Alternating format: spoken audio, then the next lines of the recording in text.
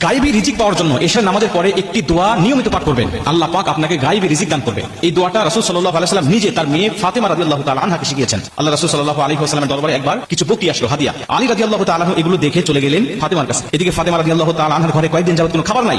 আলী রাদিয়াল্লাহু তাআলা আনহু বলেন, ফাতেমা, আমি দেখে আসলাম তোমার বাবার দরবারে অনেক বকরি হাদিয়া এসেছে, যেহেতু আমাদের ঘরে কোনো খাবার নাই, তুমি একটু গিয়ে নবীজি সাল্লাল্লাহু আলাইহি ওয়াসাল্লামকে বলো একটা বকরি যেন আমাদেরকে দেয়, তাহলে আমরা অন্তত ছেলে সন্তান নিয়ে আমরা কয়েক বেলা খেতে পারবো। ফাতেমা রাদিয়াল্লাহু তাআলা আনহা বলেন, ঠিক আছে তাই হবে। চলে গেলেন রাসূল সাল্লাল্লাহু আলাইহি ওয়াসাল্লামের দরবারে। বাবা, আমরা আজকে কয়েকদিন ধরে না খেয়ে আছি, আপনার জামাই দেখে গিয়েছে, বলেছে একটা বকরি হাদিয়া দিলে আমরা একটু ভালোভাবে কয়েকটা দিন খেতে পারবো। রাসূল সাল্লাল্লাহু আলাইহি ওয়াসাল্লাম বলেন, ঠিক আছে তুমি বসো, আমি তোমাকে এমন একটি দোয়া শিক্ষা দিতে চাই, আমি তোমাকে এমন একটি আমল শিক্ষা দিতে চাই যে আমলটা যদি তুমি নিয়মিত করতে পারো, আমি নবীজি বলছি আমার আল্লাহ তোমাকে গায়েবী রিজিক দান করবে। মুসলমান ভাইরা আমার মনোযোগ দিয়ে শুনে নেন। নবীজি ডাক দিয়ে বলেন, ফাতেমা, এমন একটি দোয়া তোমাকে শিক্ষা দিতে চাই, যেই দোয়াটা যদি তুমি নিয়মিত পাঠ করতে পারো, আমি নবীজি সাল্লাল্লাহু আলাইহি ওয়াসাল্লাম বলে দিলাম আমার আল্লাহ আসমান থেকে তোমার সংসারে গায়েবী রিজিক দান করে দিবে।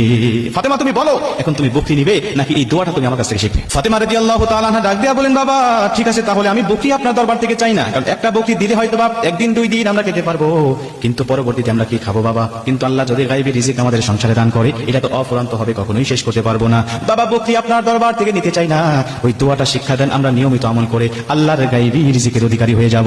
ওই দোয়াটা শিক্ষা দেন, বকরির দরকার হবে না, বকরি এখন লাগবে না, দোয়াটা শিক্ষা দেন, এটা নিয়ে চলে যাই। আপনার জামাই অপেক্ষারত অবস্থায় আছে, দোয়াটা তাকেও আমি শিখাবো, আমরা স্বামী স্ত্রী দুজনে মিলে আমল করে আল্লাহর দরবার থেকে আমরা রিজিক নিয়ে আসবো। ফাতেমা রাদিয়াল্লাহু তাআলা আনহাকে নবীজি ডাক দিয়ে বলেন, ফাতেমা শোনো, দোয়াটা হলো আল্লাহুম্মা ইয়া আউওয়ালাল আউওয়ালিন ইয়া আখিরাল আখিরিন ইয়া যাল কুওয়াতিল মাতিন ইয়া রাহিমাল মাসাকিন ইয়া আরহামার রাহিমিন। এই দোয়াটা তোমরা নিয়মিত পাঠ করবা। এই দোয়াটা যদি তোমরা ইশারার নামাজের পরে নিয়মিত পাঠ করতে পারো, আল্লাহ কখনো তোমাকে অভাবে রাখবে না। সামান্য কাঁচা